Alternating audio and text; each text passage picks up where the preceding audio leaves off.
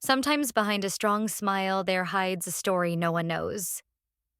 This is the journey of Nora, a mother, a wife, a woman who fought with silence, betrayal, and loneliness, but also discovered the true meaning of love and strength. Stay with us till the end, because this story might touch your heart in ways you never expected. My name is Nora. I am 38 years old. I live in a big but busy city in China. The morning noise, the rush of traffic, and the responsibilities of my office. All of this is part of my life. I work in a company, and at the same time, I'm the mother of my two children, David and Ella. The world sees me as a strong woman, but no one knows the story inside me.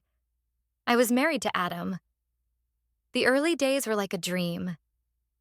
He would look at me and say, "Nora, you're my greatest joy."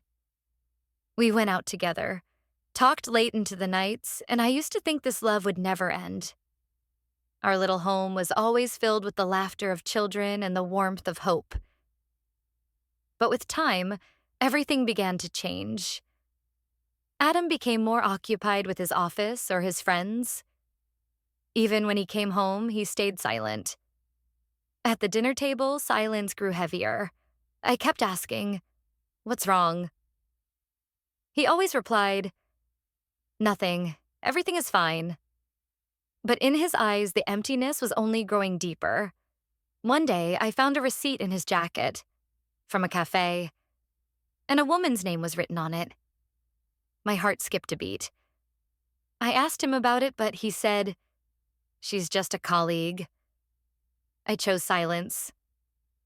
The children were young, so I kept myself strong for them, but often at night, I cried quietly in the kitchen. It was during that time that I met an old colleague, Liba An. He looked at me and said, "Nora, you look so tired. If you ever want to talk, I'm here." Those words felt like a lifeline to me. Sometimes we talked over lunch, sometimes over tea. He spoke of ordinary things, but in those conversations, there was comfort. He once told me, "You really are a brave mother." After years, I felt seen again. But then one day, everything changed. Adam saw a message from Liban on my phone. "I hope you had a good day." Just a simple line. But for Adam, it was fire. He shouted, "Who is this? Are you betraying me?" Tears filled my eyes. I said, "No, Adam. I was just lonely. I couldn't talk to you. I needed someone to listen to me that night." For the first time, we truly spoke our hearts. I said, "For years, I've been wanting to be close to you, but you built a wall between us." Adam lowered his voice and said softly, "I made mistakes, but I still love you." Slowly, things began to change.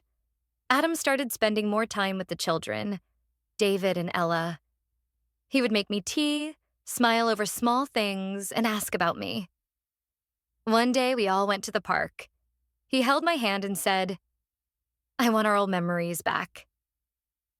A faint light of hope stirred inside me. Then suddenly, I fell ill. I was taken to the hospital. Adam stayed by my side the whole night. His tears fell before my eyes. He kept saying, "Nora, don't leave me. I can't lose you." In that moment, I saw love in his eyes. Real and fearless love. After returning home, he began to show me in little ways that he was changing. One day, he gave me a necklace and said, "This is not an apology. It's a thank you for not giving up." I held the necklace and replied, "And thank you for seeing me again." Life started to gain colors once more. With David and Ella's laughter, our home came alive again. Our silence was no longer empty, but filled with peace. Sometimes I remembered Liban, but now he was only a memory, a reminder of a time when I needed support. I had now learned to rediscover myself. Today, when I look in the mirror, I do look tired, but not weak. I wrote in my diary, "Love is not just in words, but in time and care. And the greatest love is self-love. My life is still not perfect, but now I live each day as a new journey. Sometimes in my children's smiles, sometimes in a cup of tea, sometimes in the quiet of the evening, I find peace. And if you are listening to this story, and if you ever feel that you're alone, then remember this: you are strong. You are worthy of love. And one day, the light will surely return. Nora's story reminds us that love is not just words, it is care, time, and respect. And above all, the greatest love is the love we give ourselves. If this story touched your heart, don't forget to like, share, and subscribe for more emotional and inspiring stories. Because sometimes one story can bring back the light in someone's life.